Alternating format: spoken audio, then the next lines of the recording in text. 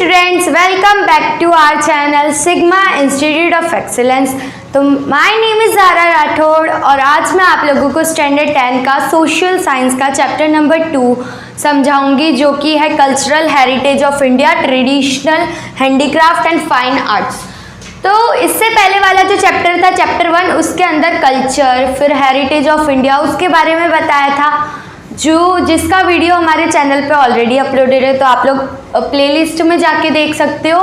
और cultural heritage of India यहीं तक नहीं है, इसके आगे जो चैप्टर 3 है उसमें भी हमें कल्चरल हेरिटेज ऑफ इंडिया के बारे में ही पढ़ना है, तो उसका वीडियो भी जल्दी आ जाएगा। कल्चरल हेरिटेज ऑफ इंडिया, तो सबसे पहले कल्चर क्या होता है? Culture means a way of life and heritage means a valuable gift from our forefathers to us. तो कल्चर जो है एक जगह की प्रथाएं, उनकी मान्यता, वो कैसे जीते हैं, कैसे कपड़े पहनते हैं, उनके ट्रेडिशंस क्या है, उसे कल्चर बोलते हैं। और हेरिटेज मतलब वारसा, हमारे जो फोरफादर्स एंसेस्टर्स, हमारे जो पूर्वजों ने हमें दिया है, उसे हम हेरिटेज बोलते हैं। तो आज हम ट्रेडिशनल हैंडीक्राफ्ट और फाइन आर्ट्स कलाओं के बारे में पढ़ेंगे।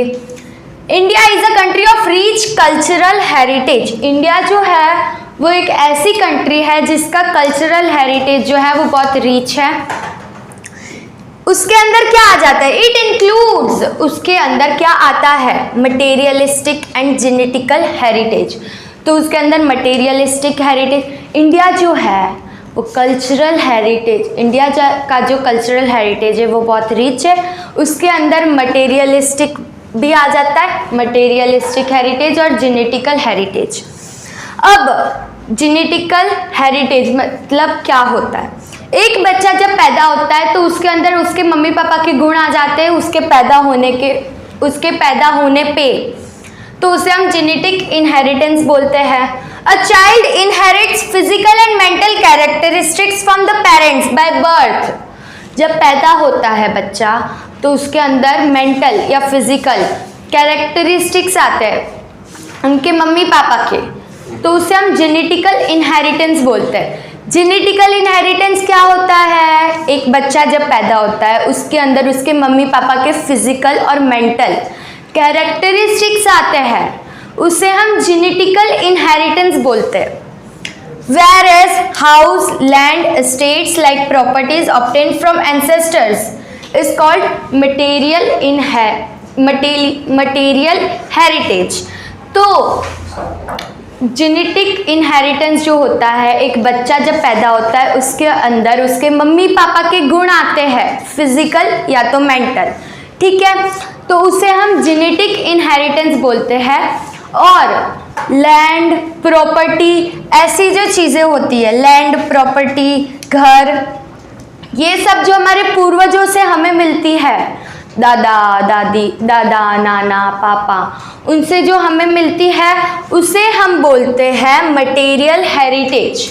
ओके, तो एक बच्चा जब पैदा होता है उसके अंदर उसके मम्मी पापा के गुण आ जाते हैं, कैरेक्टरिस्टिक्स आते हैं फिजिकल या तो मेंटल, उसे हम बोलते हैं जेनेटिक इनहेरिटेंस। और कोई भी लैंड, प्रॉपर्टी, हाउस, ये सब जो हमें अपने एंसेस्टर्स मतलब पूर्वजों से मिलता है उसे हम क्या बोलते हैं? Material heritage. Okay, genetic inheritance मतलब मटेरियलिस्टिक हेरिटेज और जेनेटिकल हेरिटेज समझ में आया सबको? अब ऐसे ही सिमिलरली व्हाटएवर मैन ऑब्टेन्स और क्रिएट्स, तो ऐसे ही जो हमने पढ़ा मटेरियल हेरिटेज और जेनेटिक इनहेरिटेंस जो हमने पढ़ा, ऐसे ही कोई भी इंसान को जो मिला है या फिर इंसान ने अपना दिमाग लगा के उसे क्रिएट किया है, उसको हम क्या बोलते हैं? Cultural heritage. Similarly whatever man obtains, कोई भी इंसान को मिला है और creates with his intellect and skill is generally called cultural heritage. या तो मिला है या तो उस इंसान ने खुद क्रिएट किया है। और कैसे क्रिएट होगा? दिमाग लगा के। दिमाग लगा के उसने स्किल लगाई हो, तो इंटेलेक्ट या फिर स्किल्स लगा के उसने जो क्रिएट किया है उसे हम बोलेंगे कल्चरल हेरिटेज।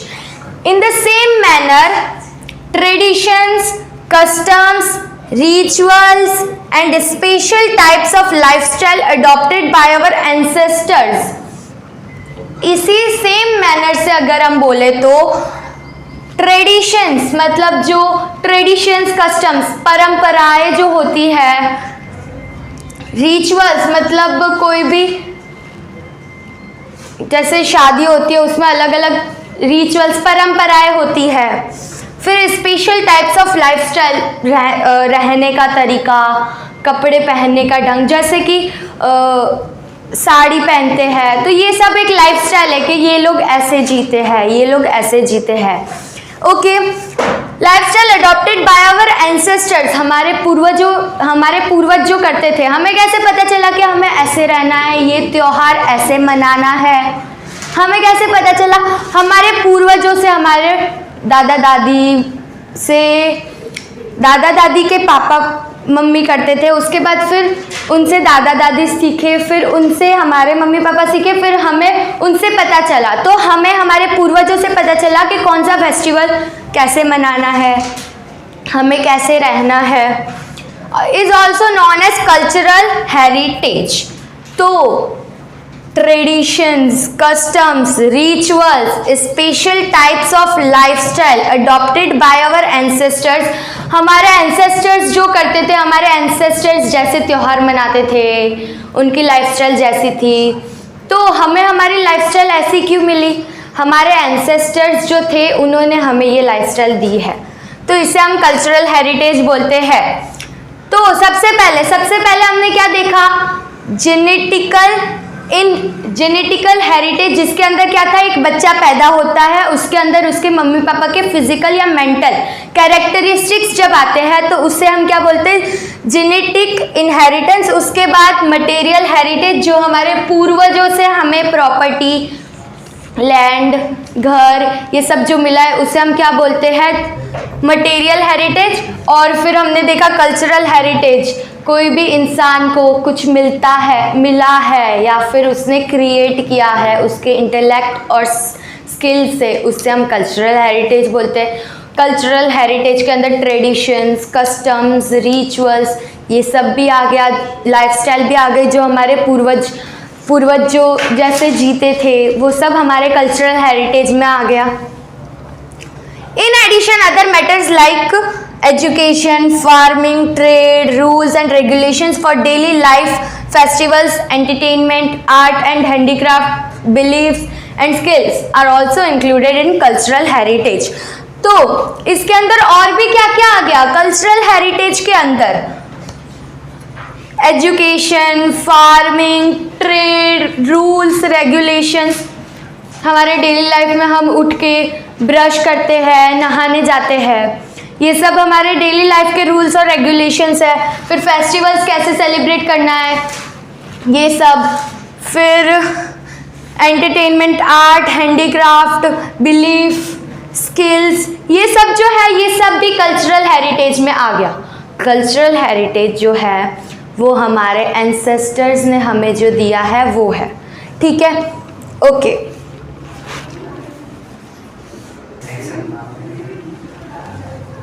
तो India being N ancient country of the world has its best tradition, social values, dogma, customs and family system. तो इंडिया जो है वो सबसे पौराणिक देश है, ठीक है। तो इंडिया में बेस्ट ट्रेडिशंस है, सोशल वैल्यूज है, डोगमा मतलब अपनी मान्यताएं है, डोगमा मतलब मान्यता,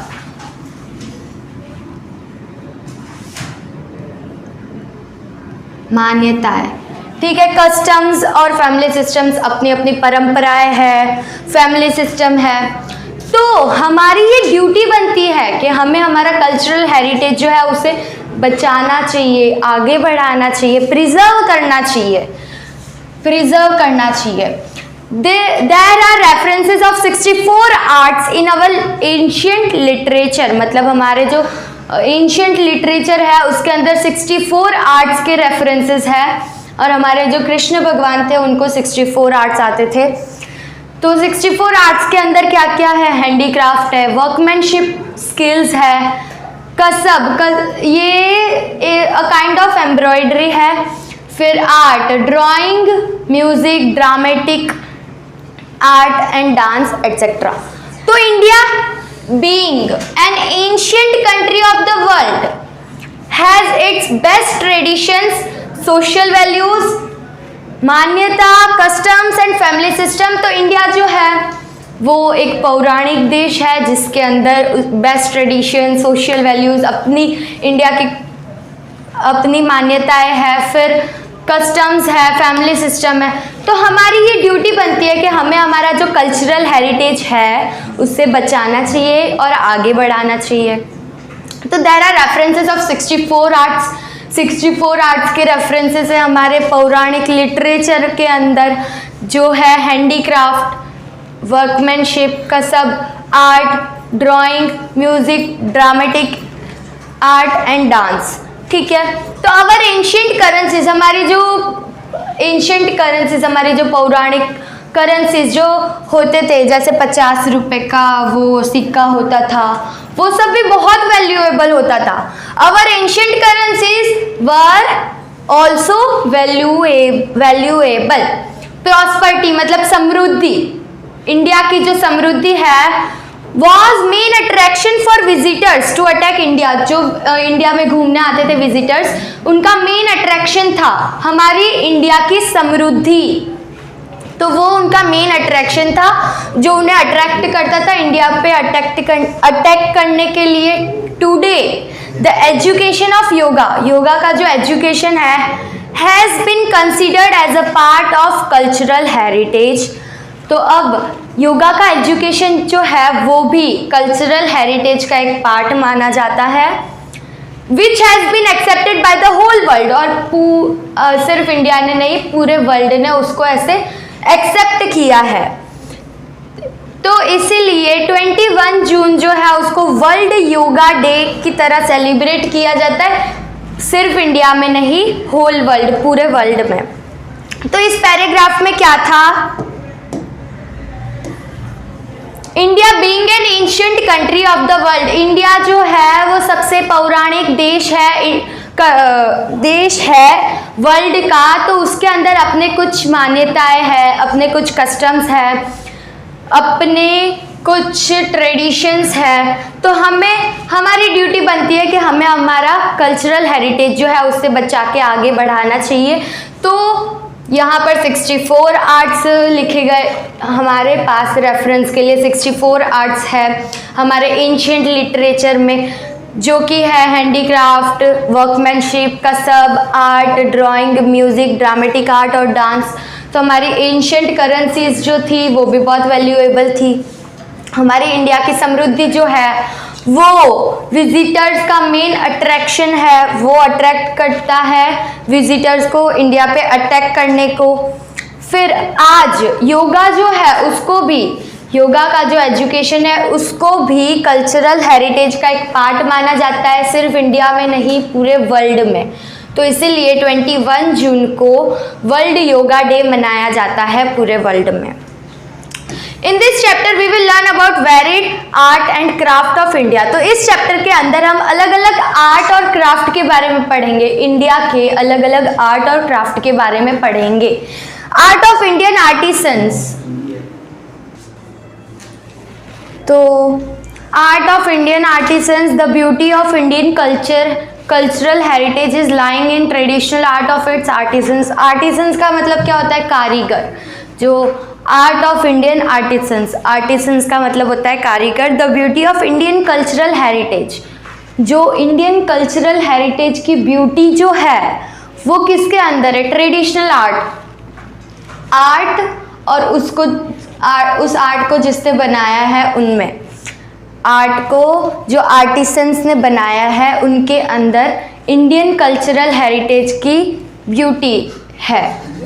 They have skillfully developed varied lifestyle of people through the remarkable art and handicraft industry, weaving and embroidery, wooden art, clay work, drawing, painting, leather industry, enamel work, sculpture, architecture, acrylic work, diamond related artistic workmanship and knitting work have there unique identity in India. तो Indian cultural heritage की जो real beauty है वो India के जो कारीगरों ने जो काम किया है, आर्ट बनाए हैं उनके उसके अंदर है। तो उन लोगों ने अपने स्किल्स यूज़ करके अलग अलग लोगों की अलग अलग लाइफस्टाइल पे आर्ट्स बनाए हैं और वो इतने रिमार्केबल आर्ट बनाए हैं उन्होंने, ठीक है। Remarkable art and handicraft industry, handicraft मतलब हाथों से जो आर्ट करते हैं वो। फिर वीविंग मतलब कटाई होती है, वीविंग एंड एम्ब्रॉयडरी, एम्ब्रॉयडरी जो है वो कपड़े के ऊपर थ्रेड से ऐसे ऐसे करके एम्ब्रॉयडरी की जाती है। फिर वुडन आर्ट, वुड का जो आर्ट होता है। फिर क्ले वर्क, मिट्टी का जो आर्ट होता है। फिर drawing, painting, leather industry, enamel work जो है वो ऐसे काइंड ऑफ शो पीस या फिर बर्तन बनाते, वो चीनी के ऐसे बर्तन नहीं होते वो वैसे। फिर स्कल्पचर मतलब स्टैचूज जो 3D होते हैं स्टैचूज। फिर आर्किटेक्चर, एक्रिलिक वर्क जो है वो ऐसे स्टोन्स होते हैं, जो कुछ ट्रांसपेरेंट स्टोन्स होते हैं जो दिखने में अट्रैक्टिव लगते हैं, या फिर गले में भी पहन सकते हैं हम उसको, उसके एसेसरीज भी बना सकते हैं। तो ऐसे जो स्टोन्स होते हैं वो एक्रिलिक वर्क होता है उसका। फिर डायमंड रिलेटेड आर्टिस्टिक वर्कमैनशिप मतलब डायमंड से जो रिलेटेड है वो स्किल्स, वो आर्ट करना। फिर नीटिंग मतलब बुनाई करना। Work have their own unique identity in India. तो Indian culture, Indian cultural heritage की जो रियल ब्यूटी है वो इंडिया के आर्ट और उसको बनाने वाले आर्टिसंस मतलब कारीगरों के अंदर है। तो इंडिया के अंदर कताई, बुनाई, embroidery, wooden art, clay art, फिर drawing, painting, leather industry, enamel work, sculpture, architecture, acrylic work, diamond related artistic workmanship, ये सब जो है ये सब आर्ट है। इनको इंडिया के अंदर इनकी यूनिक आइडेंटिटी की वजह से जाना जाता है। ओके, तो इस पैराग्राफ में हमने क्या पढ़ा? इंडियन कल्चरल हेरिटेज की जो ब्यूटी है वो ट्रेडिशनल आर्ट और जो आर्टिसंस है उसके अंदर है। तो उन्होंने बहुत सारे रिमार्केबल आर्ट बनाए हैं अलग अलग लाइफस्टाइल पे। वीविंग, कताई, बुनाई, embroidery, wooden art, clay work, drawing, painting, leather industry, enamel work, sculpture, architecture, acrylic work, diamond related artistic workmanship, ये सब जो है इन्हें इनकी यूनिक आइडेंटिटी की वजह से जाना जाता है। Art, clay work. अब man and clay have been closely associated since ancient time, मतलब एंशिएंट टाइम पौराणिक जमाने से मैन और क्ले मतलब मिट्टी और इंसान दोनों का रिश्ता बहुत ही ऐसे जुड़ा हुआ है। हर एक इंसान मिट्टी से जुड़ा हुआ होता है। The whole life of man revolves around it from the cradle to the grave, मतलब इंसान की लाइफ मिट्टी से शुरू होती है, वो मिट्टी में ही खेलता रहता है। तो इसके लिए मिट्टी से इंसान जुड़ा हुआ होता है। Before the invention of metal, clay things were used abundantly, toys, pots, pictures, earthen lamps, clay stove, chulha, clay wares were made by the potters to store grains, milk, ghee, curd and buttermilk। तो इस paragraph में क्या है? सबसे पहले तो इंसान और मिट्टी जो है वो जुड़े हुए हैं। इंसान जो है वो मिट्टी में पैदा होता है, मिट्टी में खेलता है, तो इसलिए हर एक इंसान मिट्टी से जुड़ा हुआ होता है, ठीक है। Before the invention of metal, metal का इन्वेंशन होने से पहले क्ले की चीज़ें, मिट्टी के बर्तन बनते थे, घर में चूल्हा भी मिट्टी का होता था।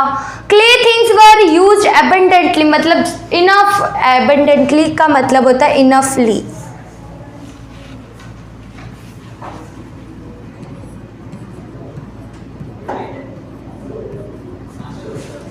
एबंडेंटली मतलब इनफली, ठीक है।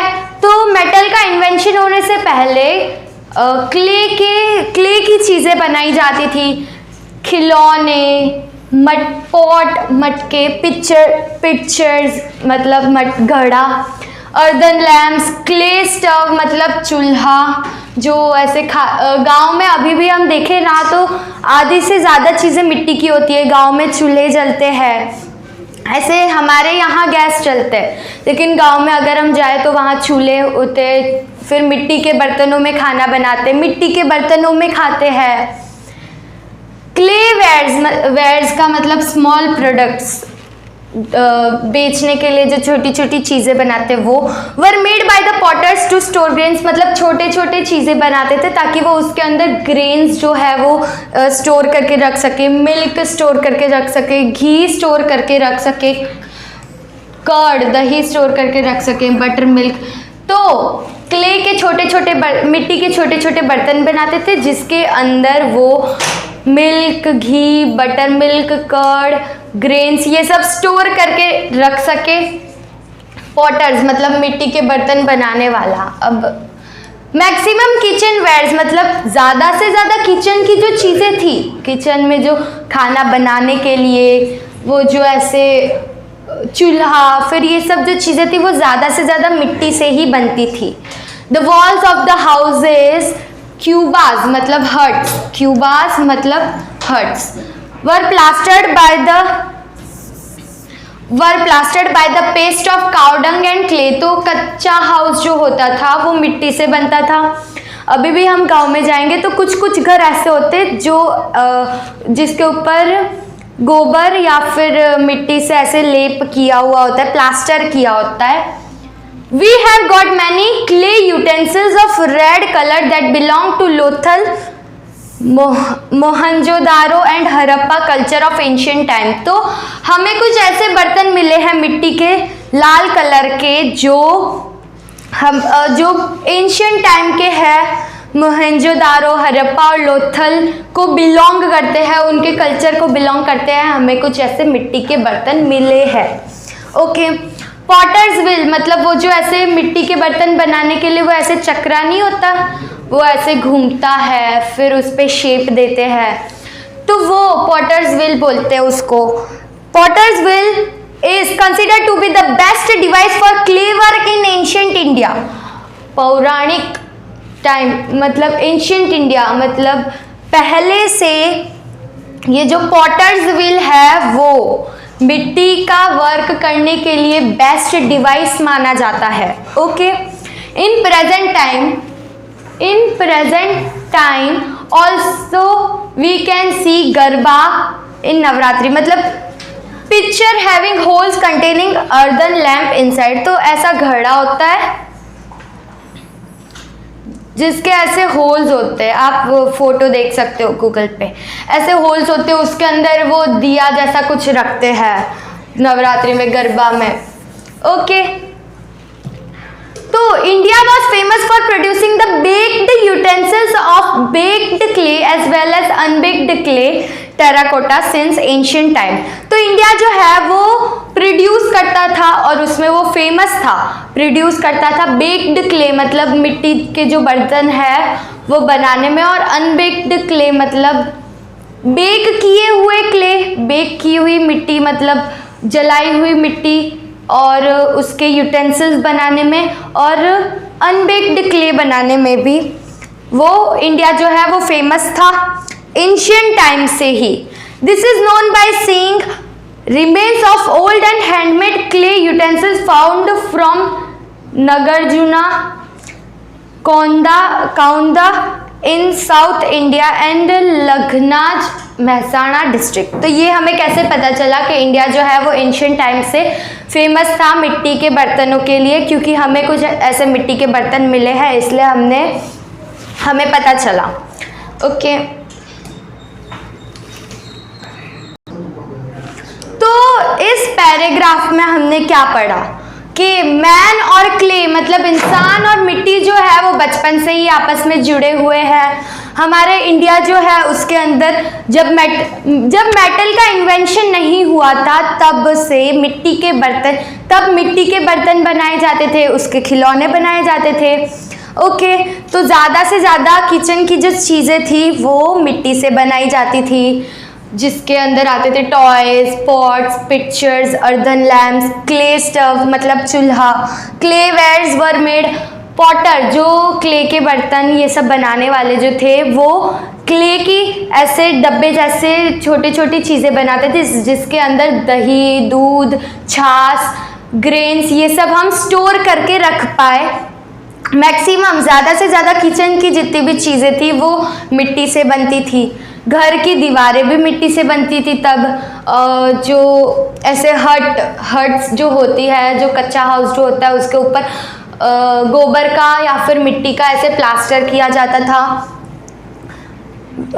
We have got many clay utensils, हमें बहुत सारे लाल कलर के मिट्टी के यूटेंसिल्स बर्तन मिले हैं, जिससे हमें ये पता चला कि एंशिएंट टाइम में मिट्टी के बर्तन यूज़ होते थे। और जो हमें लाल कलर के मिट्टी के बर्तन मिले हैं वो हमें पता चला कि लोथल, मोहनजोदारो और हड़प्पा कल्चर के हैं। फिर पॉटर्स व्हील जो है, जो ऐसे गोल चक्रा होता है जिसके ऊपर मिट्टी के बर्तन और मिट्टी की चीज़ें बनती है, वो उसको बेस्ट डिवाइस माना जाता था क्ले वर्क मतलब मिट्टी का काम करने के लिए। एंशिएंट इंडिया में पॉटर्स व्हील को बेस्ट डिवाइस माना जाता था क्ले वर्क के लिए। In present time also we can see ऐसे घड़े होते हैं, उसके अंदर छेद होते हैं, उसके अंदर अगर हम दिया रखें तो वो ऐसे रोशनी कर देता है। तो ऐसे की बात हो रही है, picture having holes containing earthen lamp inside. Okay, तो इंडिया जो है वो उसके बेक्ड और अनबेक्ड यूटेंसिल्स ऑफ बेक्ड क्ले और अनबेक्ड क्ले उसके लिए फेमस था एंशिएंट टाइम में। और ये हमें कैसे पता चला? This is known by seeing remains of old, जो बचा हुआ हमें जो देखने को मिला पुराने घड़े, पुराने क्ले के बर्तन, ये सब हमें जो देखने को मिला उससे हमें पता चला कि इंडिया जो है वो फेमस था। तो हमें क्ले के बर्तन कहाँ मिले थे? नागार्जुन, कौंदा साउथ इंडिया और लखनऊ मेहसाणा डिस्ट्रिक्ट में। तो आज के लिए इतना ही। Thanks for watching, bye.